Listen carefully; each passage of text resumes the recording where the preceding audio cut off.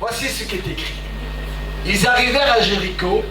Lorsque Jésus sortit avec ses disciples, une assez grande foule, le fils de Timée, Bartimée, mendiant, aveugle, était assis au bord du chemin.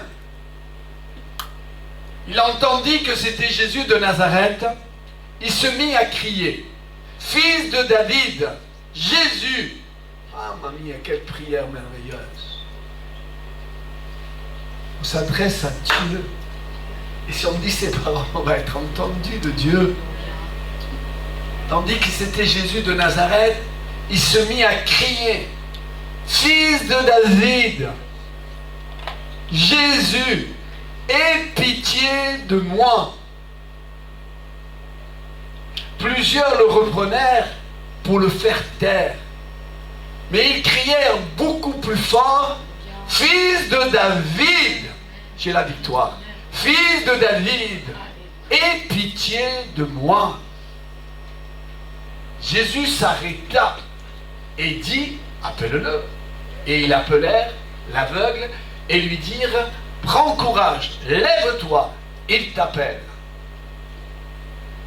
L'aveugle jeta son manteau et se leva d'un bond et vint vers Jésus. Jésus, prenant la parole, lui dit, c'est drôle ce que dit Jésus, hein? Jésus, prenant la parole, et lui dit, que veux-tu que je te fasse? Il n'a pas vu qu'il était aveugle.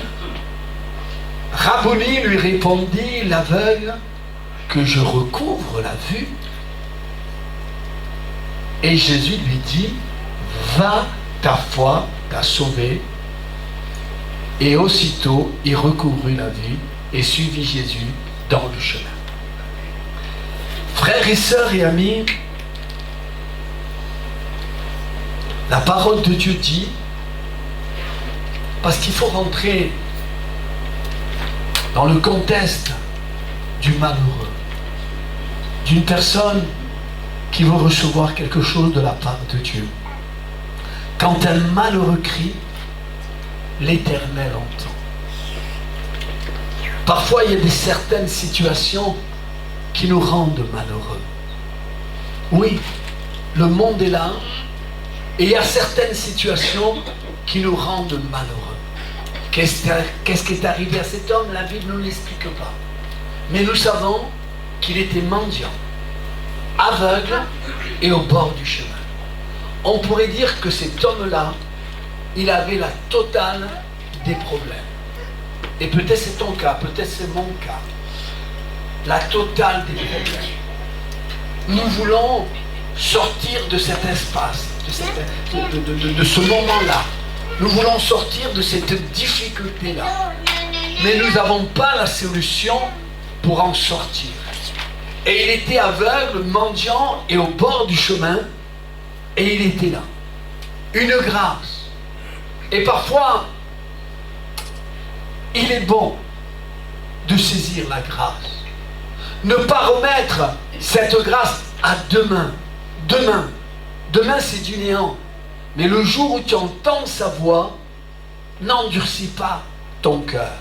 C'est-à-dire le jour où Jésus passe au plus près de toi, n'essaie pas de faire l'homme et la femme qui s'en fout.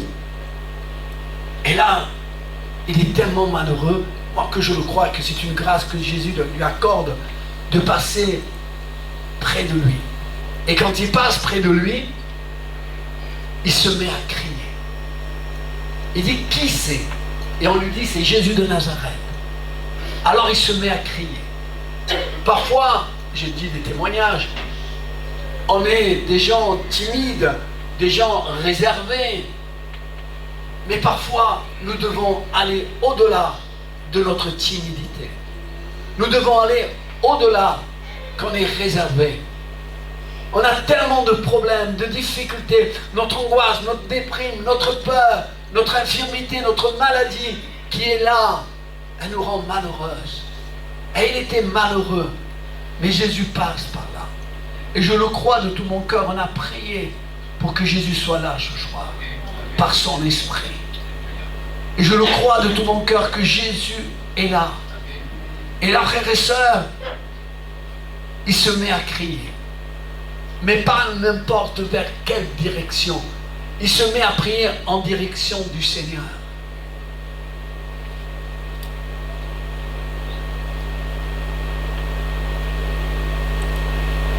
C'est en direction du Seigneur.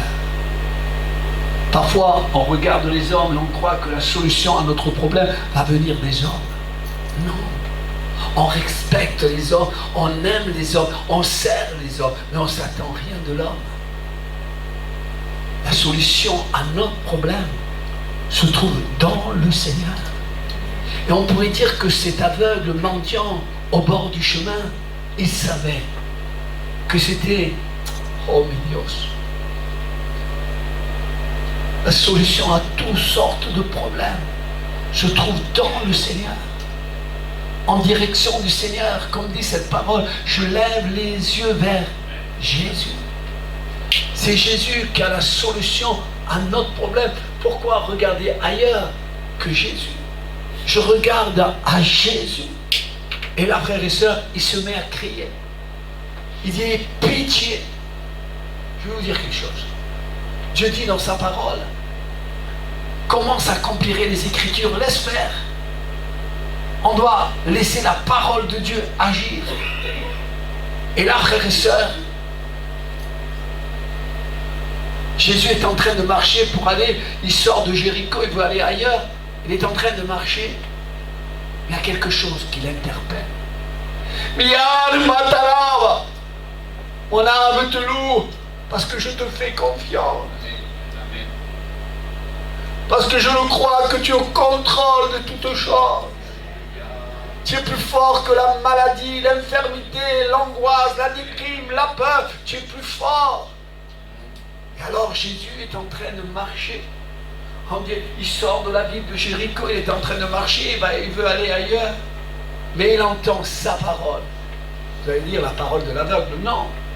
Sa parole. La parole de Dieu dit, quand un malheureux crie, l'Éternel entend. Alors il entend sa parole. La parole de Dieu. Arrêtons de vouloir confesser que le négatif, ce qu'un homme a semé, le récoltera. Mais je veux semer pas le négatif, mais la foi, la confiance dans le Seigneur. Et là, il est arrêté parce qu'il entend la parole. La parole qui dit, quand un malheureux crie, Jésus s'arrête. Et Jésus s'arrête. Et quand il s'arrête, il dit, emmenez-moi-le. Il y a quelque chose qui est écrit dans la parole de Dieu. Or, sans la foi, il est impossible de lui être agréable. Et là, frères et sœurs, il dit, appelez-le. Et le mendiant, vous savez, pour le mendiant, aveugle, au bord du chemin, pour lui, son manteau, c'était tout. C'était sa couverture, c'était sa couette, c'était sa couverture chauffante le soir, quand il faisait froid. Il avait besoin de cette couverture. Toi et moi, on a besoin de certaines choses. Mais quand Dieu nous appelle, on doit abandonner toutes ces choses-là. Drogue, alcool, violence, méchanceté, moi, c'est moi, que le moi puisse venir mourir à la croix. Et là, frères et sœurs, quand Jésus l'appelle, et moi je le crois de tout mon cœur, que Jésus t'appelle. Jésus t'appelle, parce que Jésus veut bénir ta vie. Jésus n'a pas pour ton foyer, pour ta maison, pour ton avenir, des projets de malédiction. Dieu a pour toi des projets de bénédiction. Et quand Jésus l'appelle, il se passe quelque chose. Il se lève d'un bond. Il croit qu'il va se passer quelque chose. Il se lève d'un bond. Il prend son manteau, que le manteau était tout pour lui. Il le laisse. J'ai plus besoin, il pourrait dire. J'ai plus besoin de ce manteau. J'ai plus besoin d'agir par la peur. J'ai plus besoin d'agir par la crainte. J'ai plus besoin de drogue. J'ai plus besoin d'alcool. J'ai plus besoin de violence. J'ai plus besoin de dire moi. Mais lui, Jésus. Et là, il va vers Jésus. Et quand il s'approche, et je vais terminer, car je sais que c'est pas à force de parole qu'on va convaincre quelqu'un, mais seul le Saint-Esprit convainc, à lui nous laissons toute la place. Et quand il s'approche de Jésus, toi et moi, on s'approche de Jésus. Quel regard. Quand Jésus regardait quelqu'un, quel regard d'amour. Je voudrais que Jésus nous regarde de son ciel de gloire. Alléluia. Et là, on l'appelle, il est là, il laisse son manteau, il se lève d'un bond, il va vers Jésus, et Jésus le regarde. Jésus, il sait ce qu'il est. Jésus le connaît. Il sait qu'il passe par des problèmes depuis des années. Il sait qu'il vit une situation difficile en ce moment. Jésus le regarde et il sait qu'il est aveugle. Il sait qu'il est mendiant. Il sait qu'il est au bord du chemin. Jésus le regarde. Jésus te regarde. Qu'il est bon d'être regardé par Jésus. Amen. Jésus te regarde. Jésus est en train de te regarder.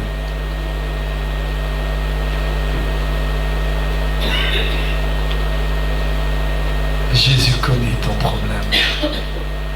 Mais il veut que tu confesses sa victoire. Le Dieu de victoire habite en moi. Jésus le regarde, il sait qu'il est aveugle. Et il lui pose cette question. Que veux-tu que je te donne? Mais tu vois pas que je suis aveugle? Est-ce que Jésus était aveugle, qu'il ne voyait pas? Mais Jésus voyait. Mais Jésus voulait l'entendre confesser. Jésus voulait l'entendre confesser. Il dit, je suis aveugle, guéris-moi.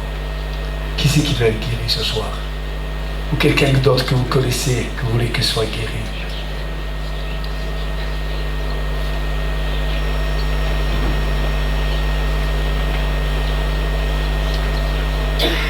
Et là, Jésus le regarde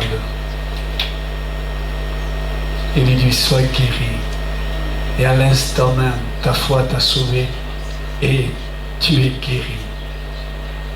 Vous savez, on prêche, on entend. Maintenant, il faut confesser.